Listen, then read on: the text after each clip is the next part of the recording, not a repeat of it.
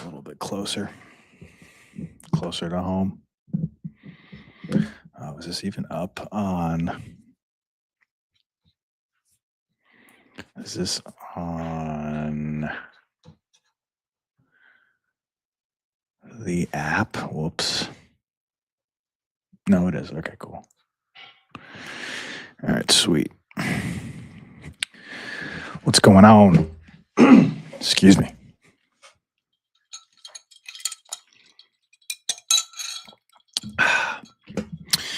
All right, welcome to RateGame Live Afternoon Edition. Monday. Why does the light like come in and out? It's crazy. Should just stay like this. Shouldn't be a blur. All right. Going to give it probably not too much longer here. I know Rito was in the chat early. Rito, are you with somebody? You said we are here a little early. Are you speaking to yourself? Are you referring to yourself in the third person? Do you refer to yourself as a we? Confidence is key. It's an incredible thing if you are doing that. See, look at this. Now it's like dark. Why is it doing that?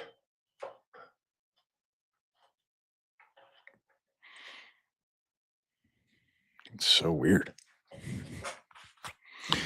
All right, let's kick this off. Nice and tight show today for the World Cup.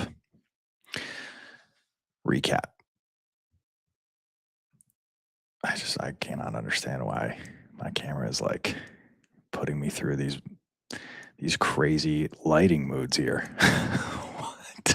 It's like going bright, then dark, then bright, then dark. Why is it doing that?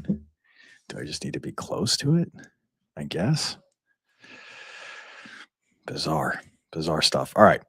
So RateGame Live is the name of the show, rather. My name is Nick Mark George. It is a beautiful Monday afternoon here in RateGame Studios. Oh, wow, Rito. May I ask, is it as it was intended? Are you going 70 millimeter? Or are you going, what is your profile picture, by the way? Who is that? Is that a musical artist? Or are you doing just regular IMAX? Yeah, dude, same. I was doing some research. I mistakenly thought that there was a 70 millimeter here in Tampa. I don't know why I thought that. I'm so naive. I'm just used to having one in my backyard in New York City. It was like, there is a 70 millimeter in your area?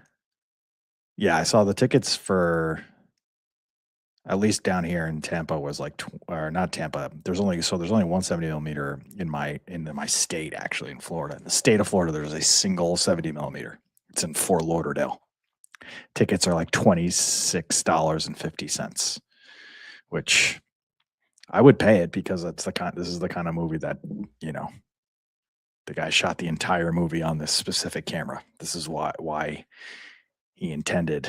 Yeah, that's crazy. That's a lot of money for a movie. Even though this is one of those movies, you know, it's one of them ones, as they say. But I hear you on that. Let me know how it is. I'm excited for you, man.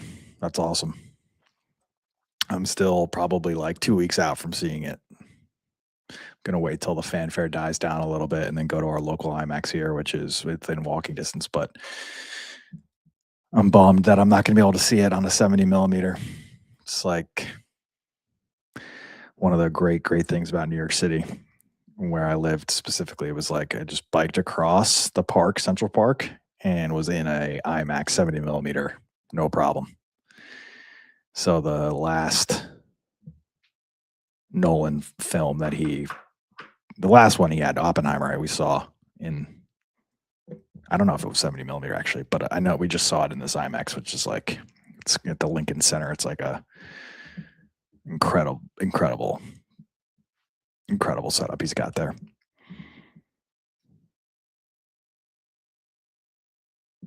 Dang, that stinks. Flooded IMAX, no fun. All right, so let's take a look. We're the Sports Good. This is a show that I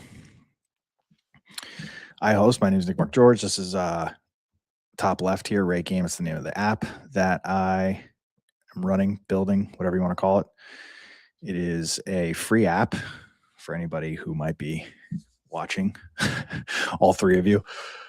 So you know the deal. You know what we do here. We talk about sports from the fans that rated the games, and we take a look back last 24 hours and we say we're the Sports Good. We ask and then answer a question all by ourselves. That's what it looks like. Or the Sports Good. Here is pull this down off of here. Nice. Here's what we're working with. Get the old dashy up. Pop in there. Boom. Go right here. Get up there, bro. There we go. Nice. All right, so 6-8. Super solid. Super solid night. I was surprised that the World Cup finale was as high as it was, honestly. Thanks, Rito. Rito, I'm assuming you've rated the app, right? You've given us a review. I feel like I definitely saw your review, but maybe not. If you haven't, please write a review on the App Store. We need it. We need all the reviews that we can get. So the sports were, yes, you have. Okay, cool. The sports were, in fact, very good. 6.8 is green. 3 leagues active. Obviously, the massive game was the World Cup final, carrying water here. 7.10, and then WNBA had 3 games in action. 7-0 flat. MLB 6.29. It's actually pretty good for the MLB with 14 games. A lot of inventory there. All right, so solid night in sports, and obviously the main thing that everybody was watching was the World Cup final. So we'll talk about that. And get my little banner here. Boom. Yeah, so Spain wins the World Cup. Man. Bummed, a little disappointed in that final. Congratulations to Spain, obviously well deserved. They were clearly the best team in the World Cup. If you look at the road that Spain took to get here in terms of the quality of opponents and then what they did to those opponents, it's kind of crazy. This team was just playing a different game, operating on several atmospheres above everyone else. Kudos to Belgium for scoring the only goal on Spain for the entire World Cup. Spain let in 1 goal for the entire World Cup. Think about that. And as the words left my mouth, I was like, wait a second. Did they actually? Oopsies. Did Spain only let in 1 goal?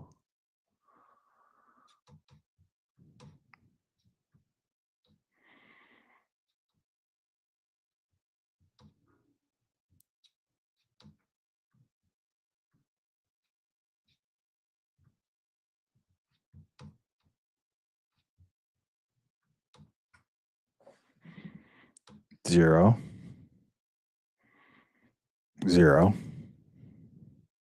1 0 0 0 0. This is a throwback. Oh my gosh. So 1, 2, 3, 4, 5, 6, 7. Let in 1 goal. And they played 1 more match than they would have in a call it traditional old school World Cup with no round of 32. Wow. That's insane, man. That's insane.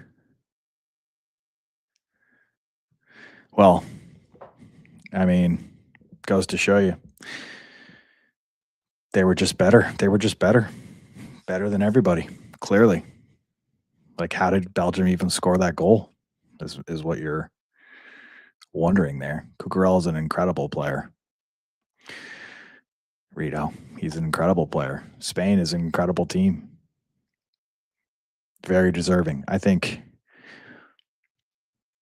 going into that game yesterday, I was very afraid of Spain doing exactly what they did, which is dominating. They just dominated possession. They dominated passing. They dominated the energy. They had the vibes.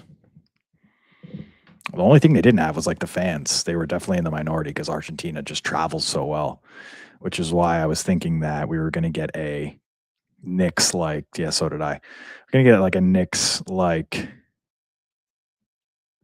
championship where Spain was in control for 90% of the game, and then like last 10 minutes, I thought something was going to happen. Going into extra time, I thought there was also a good chance that Argentina was going to pull magic out of a rabbit out of a hat, rather, with Messi specifically. And then Enzo gets that crazy yellow card, which was just the most boneheaded decision by him. I don't know what is going through his head, thinking that he could just go full speed at at that teenager and not get a second yellow card. So as soon as Argentina was down to 10 men, you were just like, okay, now we're just waiting. We're just waiting for Spain to score, because there's certainly no way that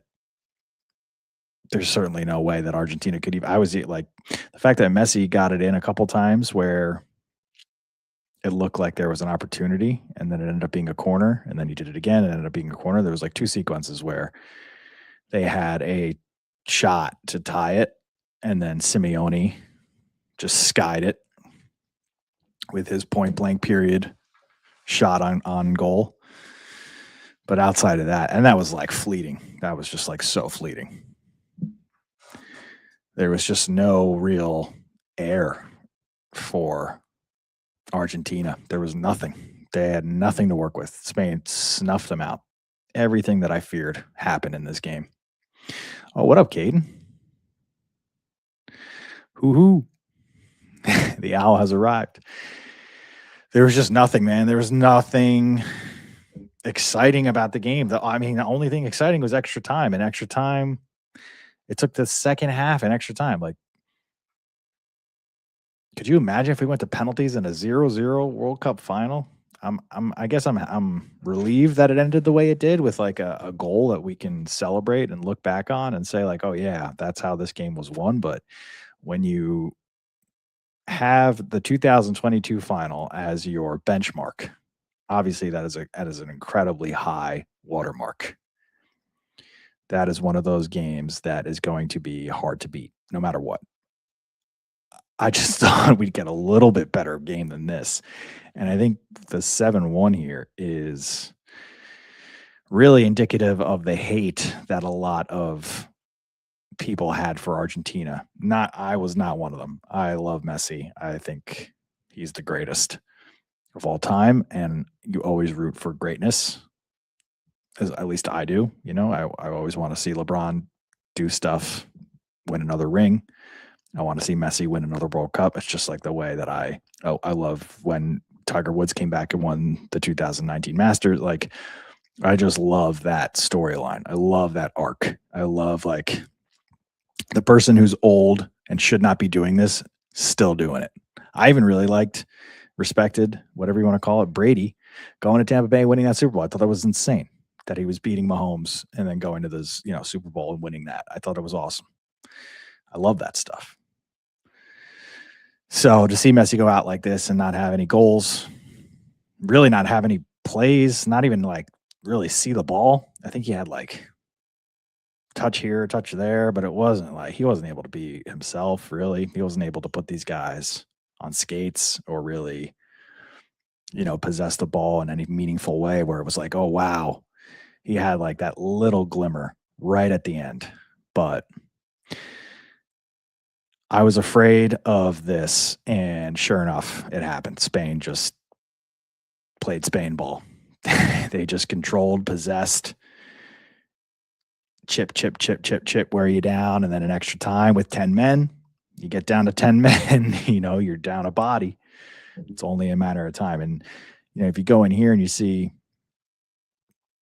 your player of the game as Ferran Torres, the guy who scored the goal, but then you see the second is the goalkeeper for Argentina. So it wasn't for lack of trying. No, not today, says Landon. Emilio Martinez. So this is Argentina's keeper. This guy. You want to talk about like pitching a shutout or close to it? A 2-time goalkeeper of the year, award winner of the year, has the game of his life, making 11 saves, almost single-handedly carrying Argentina to a second World Cup in 8 years. The Aston Villa goalkeeper. Second World Cup in 8 years. Second World Cup in 4 years. Aston Villa goalkeeper played every game in this tournament with a broken finger. His heroics will be remembered. I also read about him, or actually, I didn't read, I heard on the broadcast the circumstances that led to his, I guess, getting a shot on the national team, because he was originally passed over, was COVID, pretty much. Like a couple guys on the team, couple goalkeepers got hit with COVID, had to sit, and I guess they had to call his number, and then he just never looked back. So, yeah, I feel for him, feel for Messi. Obviously saw the tears on the field, very real. And passing of the torch from Messi to Yamal, absolutely, you could say that. AI went crazy with that one. I saw all the weird fake videos. I'd be so pissed if I put in all that effort, got 11 saves, and my team did absolutely nothing offensively. But maybe that's just me. June Lee. What a defensive slugfest with a thrilling ending. It's not France-Argentina, but a classic matchup to end an incredible tournament. Not going to lie, I'm just happy Argentina lost. I feel like that is the overarching sentiment of a lot of folks on RateGame for some reason. They just don't like Argentina.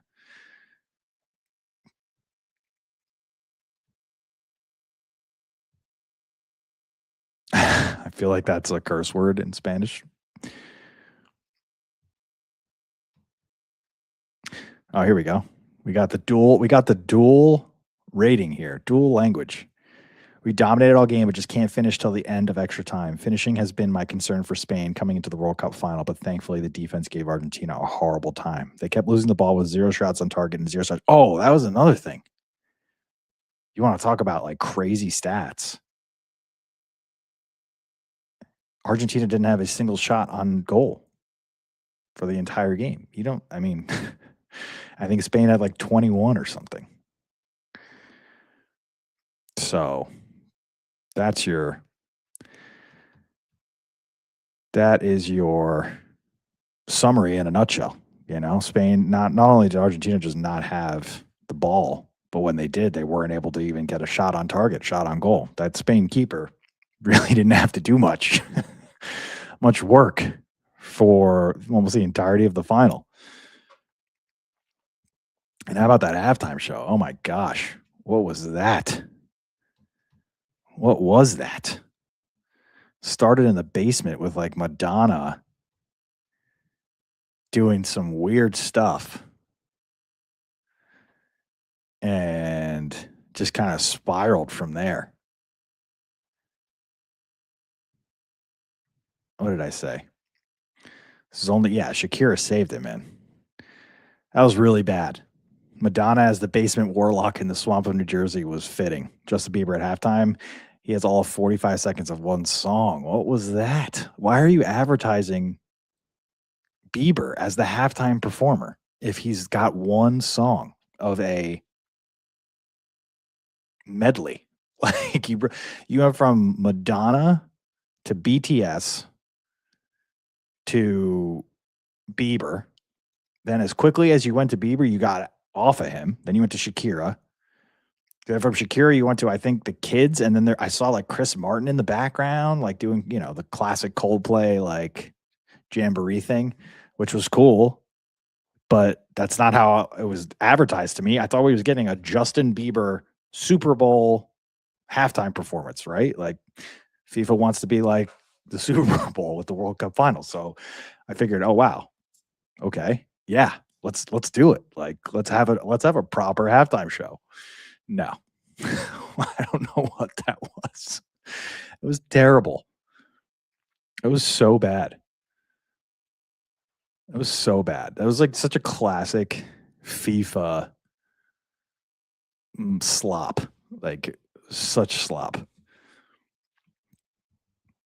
FIFA. Shakira saved this. 100%. She saved this. And I don't know about PTS, but isn't their deal like the guys in the group aren't the same? So it's like you don't know, like, but maybe they have the same names or something. Like they rotate every so often or something. Like that the BTS that we saw is not the original BTS, I believe. I don't think it's the same ones that not that I'm not a fan of their stuff, obviously, but I feel like I heard this somewhere where the whole deal with their band is like they rotate identities. So like the names stay the same, but it's actually not the same person, if that makes sense. And there's like 7 of them at all times. Anyway, they were fine. They did their smash hit.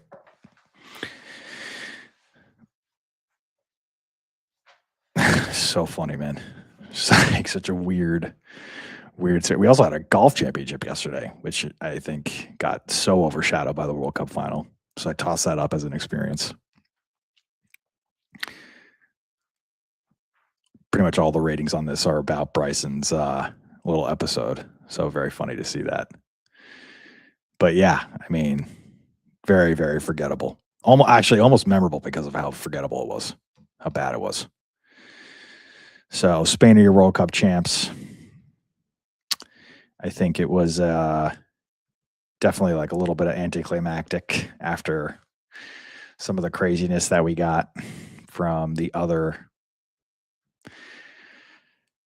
games, most notably, let's see. So you have the top 5 here. Cabo Verde was just fantastic. They were just so fun. They were so fun. Let me actually see if I can get the cards themselves,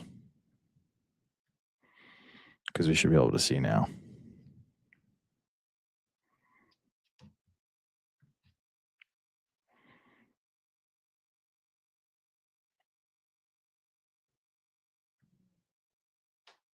Let's see, it started in June 11th, right? Yeah, to yesterday.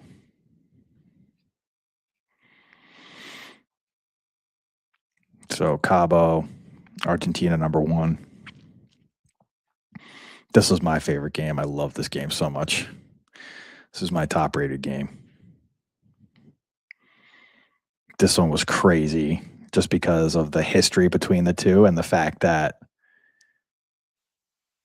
2 goals within like the span of 90 seconds to end the game in not extra time, but like added time before extra time, because this is still group stage. 3rd place game, rocked, absolutely rocked. This one also insanity. There are just some classic games here. And then you had so many draws England, Mexico was so good, man. I'll remember that game forever. I'll remember that game because like the atmosphere, the weather, the fact that it was delayed a little bit. So, Más Cervezas. That was just a lot of fun. And it just lived up to the hype. There was so much hype around that game, and it delivered. There was a lot of hype for this final. It didn't deliver. Did not deliver.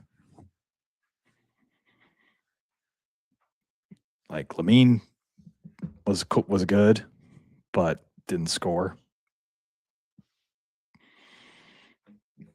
Messi barely had the ball. Just like so many misfires.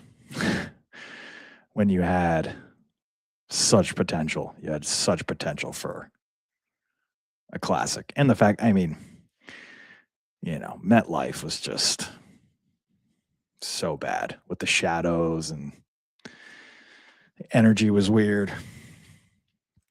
Didn't seem like it was like a big enough field even. And that was always the knock, I think, on MetLife when I was watching the group stage and then the knockouts. Anytime there was a game at MetLife, you could just tell that it was like a little bit too, it was like crowded almost. Like the space between where the fans were in the stands and the field, it just didn't seem like enough room for the players to like run out of bounds and then have space to like stop themselves. So it just felt like it didn't feel like a real soccer field, like a real football field, in the way that like a Premier League stadium, you know, looks and feels, because that's what it's purpose built for that. Like it felt like we had converted a American football stadium into a soccer football stadium. That's what MetLife felt like, and that's why the final just was like one of the many reasons. I think it was an aesthetic letdown on the eyes, and then energy-wise, play-wise. So, going back to some of the hits and misses. Oh yeah, let's see what the worst. Oh my gosh, yeah. This is the only red game. Wow. Draw. 0-0 draw. Worthy. Oh, and then obviously the US just getting smacked upside the head. Belgium, by the way, would go on to score the only goal against the World Cup champion. So you could always make the case that, you know, we weren't as bad as we looked, but we were so bad. You really can't make that case at all.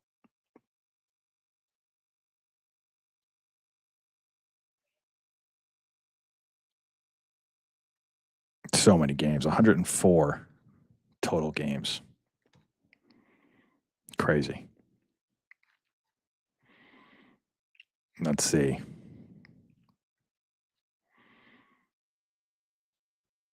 Deeper it went, the better it got. Okay. Seems right. Once we removed the draw, once we removed the possibility of a tie, I think naturally the stakes got higher and therefore more entertaining. Also, this is like economics 101. As you apply the principle of scarcity and the field of play shrinks,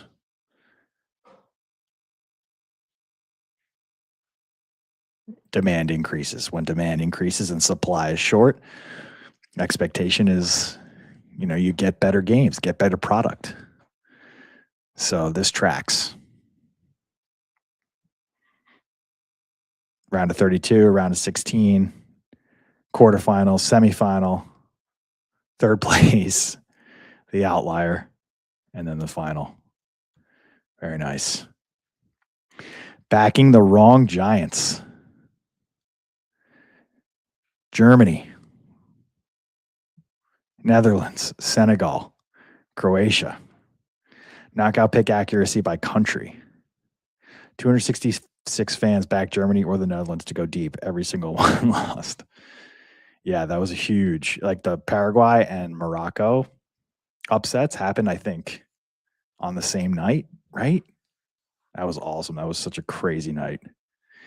And then we had that one day where Messi, Holland, and Mbappe all scored at least 2 goals. I think that was the day that Messi had a hat trick.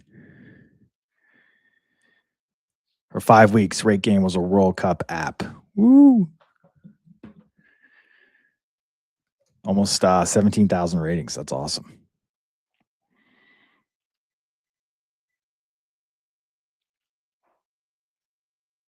%85 of everybody who was on the app was there for the World Cup. It's great. Fun. Very fun. All right, so let's see what I got. Yeah, so I think off the success of this, let's see.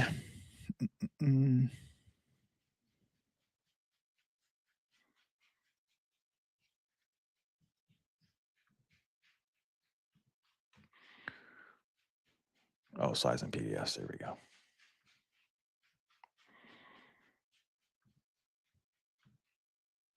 Okay, so off the success of, let's see if this works. Oh, there we go. Off the success of the, oh, that makes me disappear, I guess. I don't know if you guys can see this. Actually, you probably can't. It's probably too tiny, or maybe it's not. You let me know. But let's see, or maybe I should go to another view. Yeah, there we go. That makes it bigger, right? All right, so off the World Cup, there's been I think, growing consensus that we should add more international football clubs, international football leagues. So we're going to do just that. We're going to add the Big Five. We already had the Premier League. So there's really 6 that are internationally known. And they are Champions League, Bundesliga, League One, La Liga, Serie A, and then we already have the Premier League. So you'll see on this little poster that I made, we have the start date, the kickoff date on the right. So in terms of like what's coming first, I think we're going to get La Liga, and then I thought it was Bundesliga, but I guess it's going to be League One, Serie A, Bundesliga, and then Champions League is the last. Yeah. And then Premier League, I think, is like somewhere in the middle there. So, which we already have. We've had it since last year. So that is what is coming down the pipe, Rito, for your brand new club in the Bundesliga. Now you'll be able to follow along. That's right. Dortmund, here you come. Dortmund, here you go, my man. Fantastic stuff. So that is exciting news. Oh, gotta get my banner up here. New leagues. Little 5-pack for you. In addition to the current soccer/football leagues, we have MLS and English Premier League. Yeah, I know that the timing it's going to be all over the place. Especially because like all of them are overseas, right? Except for, and even Champions League is like not normal. So yeah, really appealing to the international. Really hoping that the growth of the game from the World Cup extends into these leagues. So spread the word. And then the last thing, close with this, is the future of RateGame Live. And I guess that's the open question. It's like, should I go to a 3 days a week format? Should I go back to every day? Would it make sense to anchor it on 1 day a week plus tea time? And I would love to hear from everybody. I guess it's just the two of you, but what makes the most sense? Should we do 3 days a week, Monday, Wednesday, Friday, and then with the tea time? What time works for everybody?